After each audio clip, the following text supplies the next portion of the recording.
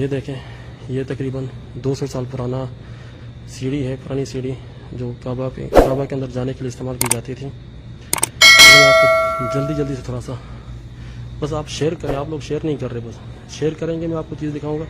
اس museum کے اندر میرے علاوہ کوئی بھی نہیں ہے، ٹھیک ہے جی، جلدی شیئر کریں۔ یہ دولاب جو ہے خانہ کعبہ کے اندر رکھا جاتا ہے، ٹھیک ہے جی۔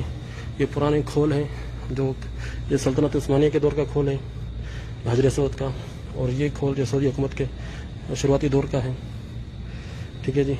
یہ جو ہے کعبہ کو پکڑنے کے لیے جو ہے غلاف کعبہ کو، اس کے لیے ہے کیلیں، غلاف کعبہ کو جو ہے مضبوط کرنے کے لیے یہ کیلیں استعمال کی جاتی ہیں۔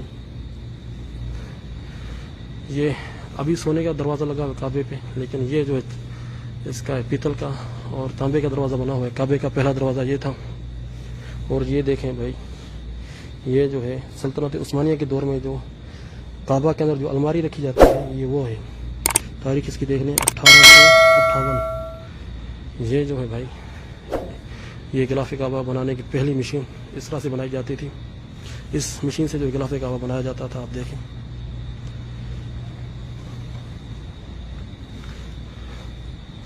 ٹھیک ہے جی، یہ آپ دیکھ سکتے ہیں۔ یہ ہے عبداللہ ابن زبیر، صحابہ کے دور کی جو ہے یہ لکڑی ہے۔ اس دور میں یہ لکڑی استعمال کی گئی تھی، دیکھیں 65 ہجری، یعنی 1400 سال پرانی لکڑی ہے۔ یہ کعبہ کے اندر استعمال کی تھی، کعبہ کی چھت کو پکڑنے کے لیے، یہ آپ دیکھ سکتے ہیں۔ اور یہاں پر بھی آپ دیکھیں، یہ اسی لکڑی کا جو ہے، کیونکہ 3 پلر ہوتے ہیں کعبہ کے اندر، ایک پلر تو موجود ہے اور دوسرے پلر کا کچھ حصہ یہاں پر موجود ہے۔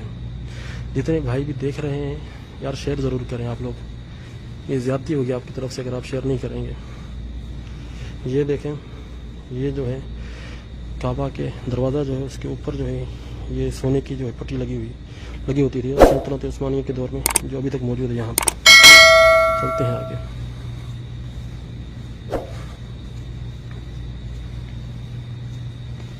یہ دیکھیں جناب، کعبہ میں طواف کروانے کے لیے پہلے یہ جو ہے، یہ دیکھ رہے ہیں آپ، یہ استعمال ہوتا تھا۔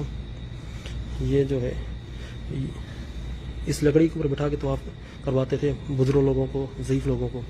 پھر اس کے بعد زمانے نے ترقی کی، پھر یہ دور آیا ویل چیئر، پھر یہ دوسرے والی ویل چیئر آئی، اور آج کل جو الیکٹرانک ویل چیئر چل رہی ہے۔